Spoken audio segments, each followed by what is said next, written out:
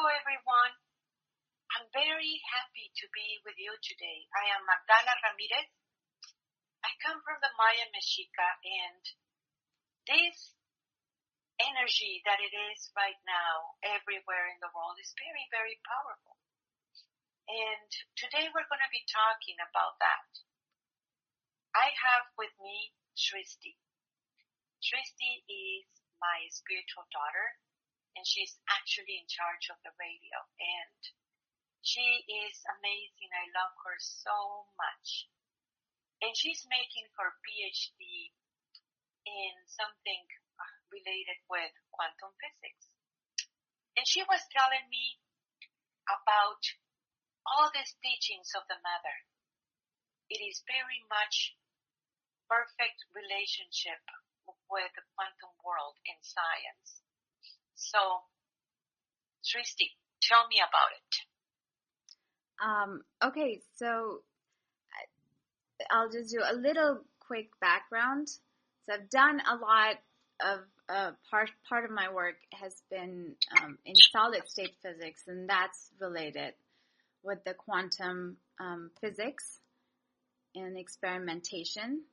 So what I think we're here to talk about is partially what I've experienced learning from Ma and then having to experiment and learn the science. And I find myself realizing how much there's a parallel between what I'm learning in school with Ma and what I'm learning and experimenting and those principles.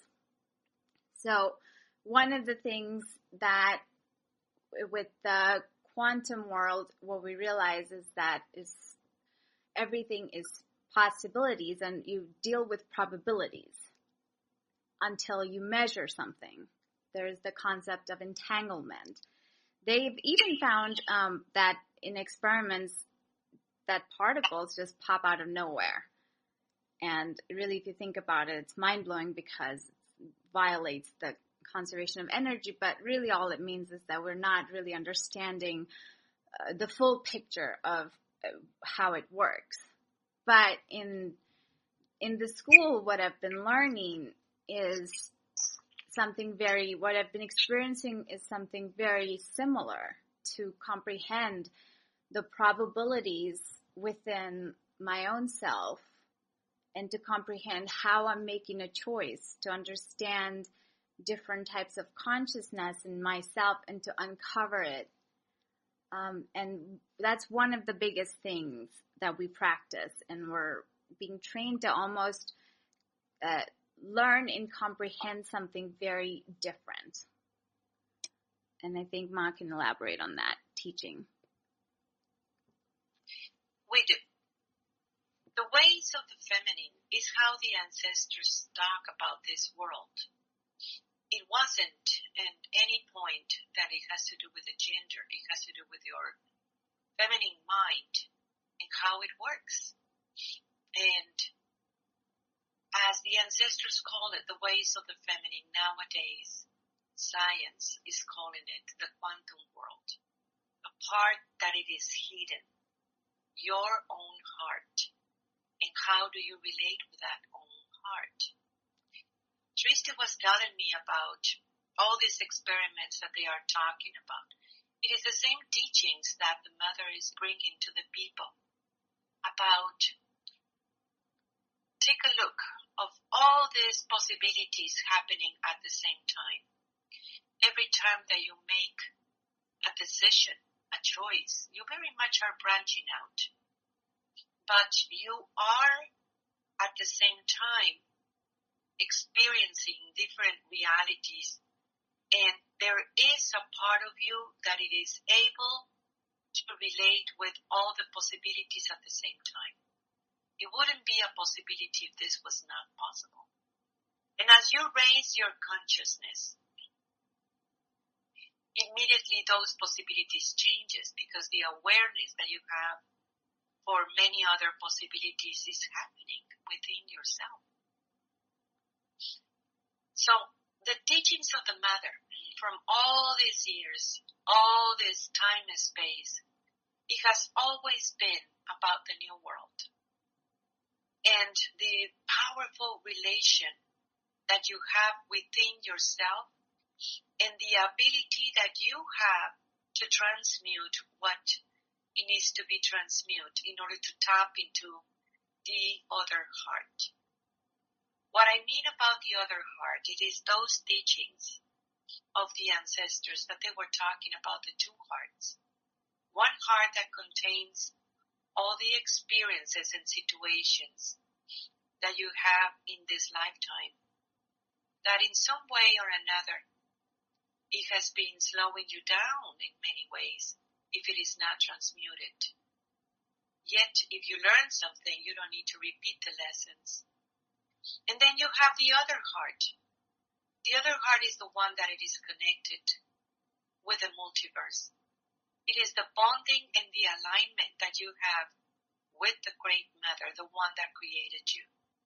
And through that alignment, you can hear that voice guiding you. That voice that always showing you the bigger picture and have access to a higher understanding of yourself. Have access to very powerful teachings and wisdom that resides in your own genetics. One of the things that we were talking yesterday is about how incredible is the science really catching up, and all these ancient teachings of the feminine that it has been given to you, through the years, every single part of it, it has a science behind it. It wasn't anymore one versus another one, you versus the patriarchal system anymore. But what it is next and how do you can relate with that beautiful true human being that you are. One of the things that we were talking about yesterday too, it was about how the brain works. Do you know that there is an emotional charge that you have genetically? Something that happens to your ancestors 300, 400 years ago, a long time ago, and it creates this part of you that it was very, very emotional. You still are making decisions based on those emotions. Because the spirit does not recognize time, then you are able to tap into all these emotions. Emotions that nowadays you can make it conscious and decide from yourself, what do you want? Another thing that it is part of how everything is working right now is that how these experiences is not only based on genetics through your family, but it is also part of your culture, your friends, your family. Experiences that you are sharing, and at the same time, they're sharing with you. Ways of living, ways of thinking, suddenly it is being shared in such a powerful manner, influencing you at the same time that you are influencing everybody else. And that also, it is part of your decisions.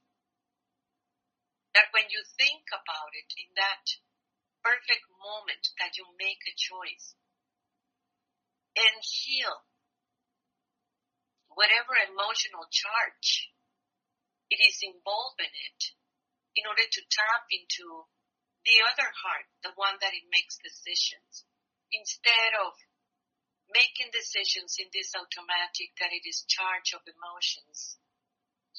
So we were talking about how powerful it is in the quantum world, that when you observe a particle, you change the particle. Just because you're observing and you have biases. Do you want to say something more about this, mijita chula? Yeah.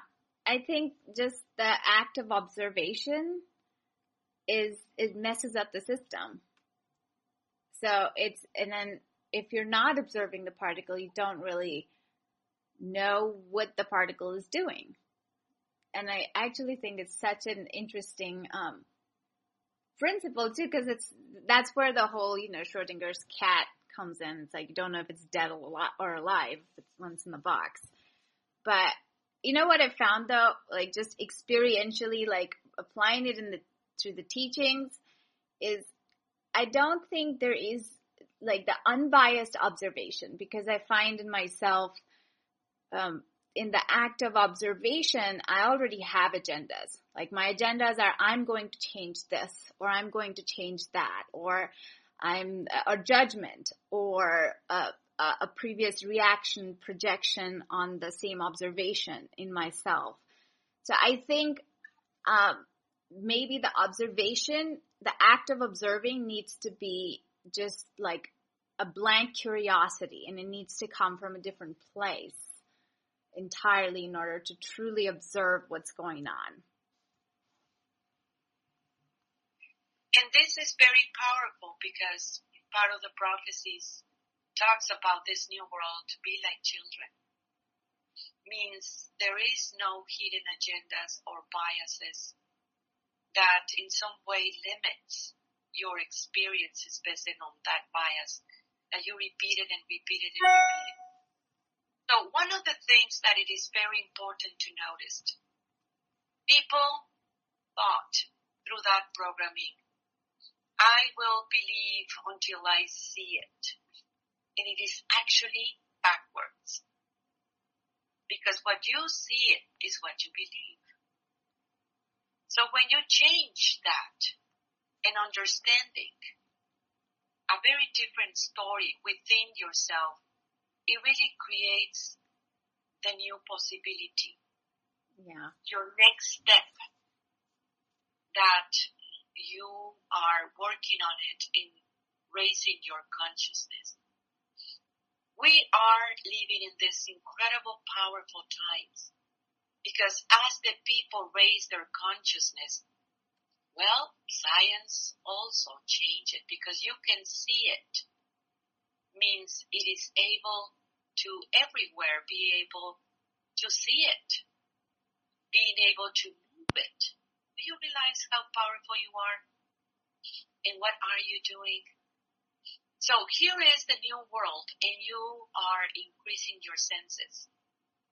As you bring the presence of your own presence, your senses are getting sharper, and you begin to comprehend the different senses that you have. And as you do that, so is the science. We were talking about in science, now they are beginning to realize that even in the satellites, they are machines that they are outside of this planet. And those machines has biases because they were created by human beings with biases. So they need an update of what it is now, human being, and be able to realize how much of those biases infiltrate your creation, your perception of reality, and how to understand those biases in a very different manner. You must realize at all times that you are living in a world of oneness. So as you think, as you vibrate, you are influencing everybody else because you are love. And love is a great conductor of experiences and emotions. So when you realize how do you perceive yourself, immediately is being changed, the reality that you are into it. And when people have biases over you because of past experiences with you, or because it's a relation, it might be your mother, it might be your daughters, your sons, it might be your sisters, immediately they put those biases on you. That is why it's so imperative for you to realize what is your signature. Who are you for real, and how much all these people can see you is very related with how much of you can be you at all times. So this influences is very much bringing a new understanding of life, a new understanding how to relate, because you are changing how do you relate with you, and stop being biased with you, with your own self. So when you begin to comprehend how beautiful it is, so your thoughts, your emotions are charge of energy. And you can use whatever emotion you have, it is giving you so much power. At the moment that you bring it into that consciousness, it leaks energy because you're creating a process. Yet, when you tap into that beautiful heart, that it is in perfect alignment with the one that created you, instead of draining you, it gets very beautiful because it gets exponential. You can see much more higher possibilities and much more better understanding of who you are as you transmute all these emotions maybe, and be in hurry to transmute it as you see it. It will be very amazing because you don't need a long process anymore. Very much is turning the switch on in the electricity, in how it works for you. Yet every person is different because you have this uniqueness. The mother never repeats herself, and you're bonded into one. Your path is so unique that only you can see it. Yet when you realize how powerful it is, this bonding that you have with the one that created you, and you realize too how science nowadays, it is really making this bonding to your personality and the spirit that you are, the soul that you are bonding into one, your feminine and masculine coming together. So when I saw these experiments that Shrishti was telling me about, it is really fascinating to see that every single teaching, it is part of that new science that she's telling me about. She was telling me about the cube, the quantum cube computer. Tell me about it, Mijita. It's better if you say it. Well, so I don't actually know a whole lot about it because all I've done is just read it online. But I do know the hardware itself is, the way they've designed it is different. So like right now with the current hardware you have, you just store information using magnetism and spins. And that would still be the case. However, I think they may have created something where they can sustain different spins of electrons as well in the hardware somehow. And I think it's a different type of circuit that includes principles like entanglement and probabilities and things like that. But I'm not sure exactly. I think the hope is that now you'd be able to solve things that you didn't. I think it's like one of the things that I find is very interesting in what Mai's saying is with the possibilities. One of the things that she said was how it's not that you see it and then you believe it. You're seeing it because you're already living in something. And, going back to the satellite bias, so it's not so much as that, but let's say one of the biases that is can be there in the current technology is face recognition, because you're telling the computer and you're designing a program and you're giving it certain sets. So essentially you're teaching it what to think, how to think it, right? And you're essentially just replicating your own mind and your own consciousness. So as much as you are aware of what you're thinking is what you're almost ending up creating. And you see this in like, in just something very simple as well, like with understanding interference from, different satellites versus signal. I mean, there is a general, like a noise to signal to noise ratio where you can see the power levels of what is very strong and what is not very strong, and that's a very distinctive factor. But then when you're looking at fine-tuning something, then you do, then at that point you're realizing and you're relying more on yourself and your own understanding of and other types of parameters and usually as scientists, what we try to do is we try to pin down, okay, what is like a natural law? And then you try and base your deduction off of something that you know is like law. But the implementation of it, still there are some points where with a certain set of data, there is an uncertainty of how much you as a human being can gauge something, without knowing all the parameters. And I think that's where you could say a bias can come in, because your mind can say, oh, this is an alias. But that could actually be a signal. Or you could say, this is actually signal, and what my conclusion from this experiment is this. But really, that's something that you want to see and you want desperately and is not even really true. So those kinds of things happen, and all of that is really, if you see it, it's based on emotion because you're wanting to see something. That's just your own want. It's not really that real.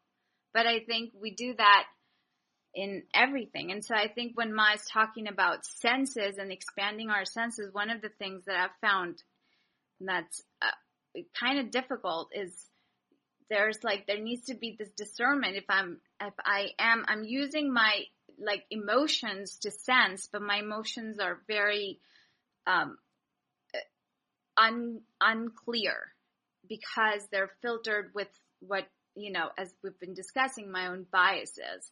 So I think that's like part of the thing where anytime that we're really expanded, and a true expansion can really come from creating something that's able to see and decipher things without those biases.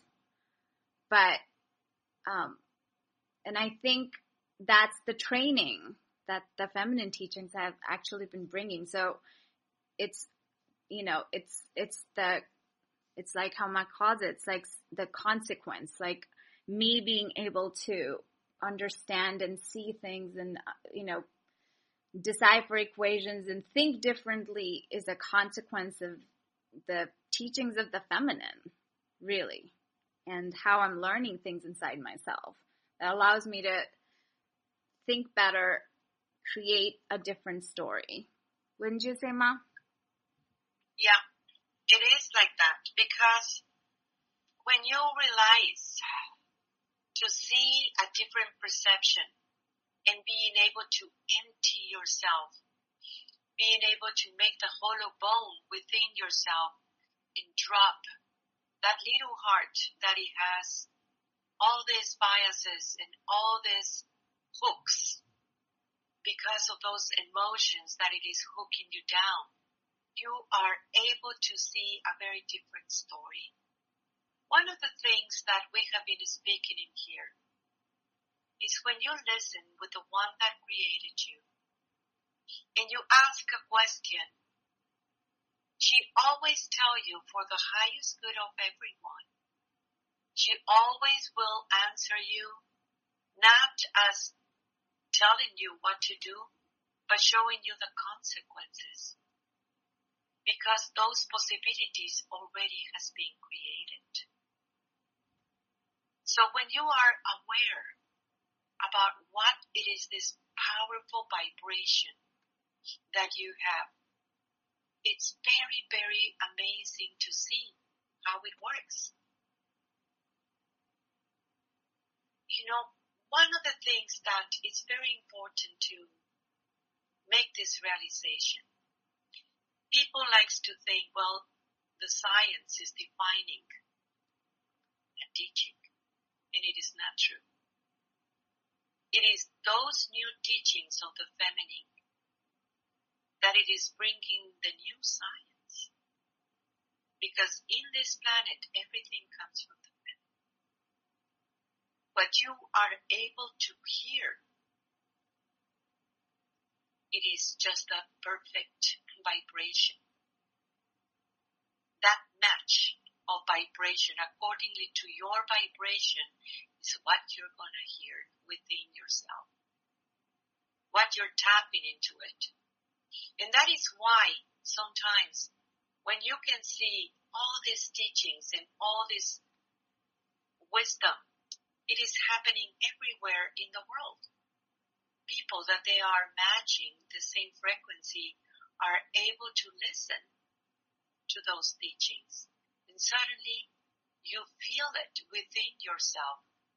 And it is happening everywhere because of that oneness that you are. Science and spirituality, it is coming together. Giving birth to the new science is very important in this new world, in the verge of the new world. It might be that this radio talk can be a little bit trippy, but if you dance with it and you listen closely, you will understand how important it is in this time and space just before the New Year's to clear whatever it needs to be clear. If you make a recap of what happened in this year for you, that it was very, very intense for everyone in the world, and you pick it up, your broken pieces, your fragmentation, because you need that power back into you to enter into the new world. You see those emotions that happened during this year and bring it together, heal those places within you. You can write it down. And as you make this recapitulation of you and do this spiritual work in this time and space just before New Year's to bring your power back. A power that it was stolen. A power that you give without knowing. A power that it is helping you to clear the biases that it is holding you down. To clear every single part of you that it is in your genetics too. And that it is around you. With your friends and family, in your community, in your country, when you are able to see the bigger picture. I'm inviting you to be part of the school and come and join us. Our website is magdalas.com. That is MAGDALAS.com. And send us an email. Send us your questions. And I am so thankful for Shrishti, mijita chula, and all these beautiful understandings that you have, mijita, about the science and how through the years it has been helping you, the feminine ways to comprehend a very strong and powerful science too. I am so thankful for you, mijita. You want to say something before we close? Yeah. I just wanted to tell everyone how important it is, the teachings of the feminine, that it really is. That is what allows you to comprehend that there's a whole different world out there. Like we tend to, I think the basic programming has been, more about the doing and relating with the people, but that's really not true. I think everything that Maya's been saying in this episode and all the other teachings in every other episode of the radio, if you listen really carefully and you absorb it and you begin to work with it inside yourself, you'll realize your world can change from moment to moment. And the way you apply things and how you uncover things, it doesn't matter what you're working in, what your job is, really doesn't. But the consequences of that in your relationships and in how you think of yourself, everything will begin to change in a really important way. And the school online is really, really amazing and powerful. And the courses that are online as well on her website. So I think definitely people should go take a look at that. Independent courses as well. But yeah, I'm very grateful for mine, the teachings, and to have the teachings like this in the radio. I think it's such a big blessing for everybody, honestly. So thank you. I am so thankful for your work that you're doing. Everyone is working in themselves. And this year has been very, very intense. I want to tell you, Happy New World. This is where we are entering. Happy New Era. We are entering into a new era. Be part of it. And let us know your comments and where are you, and if you need any help to comprehend this. I am you. Thank you. Tlatzocomate, tlatzocomate, tlatzocomate.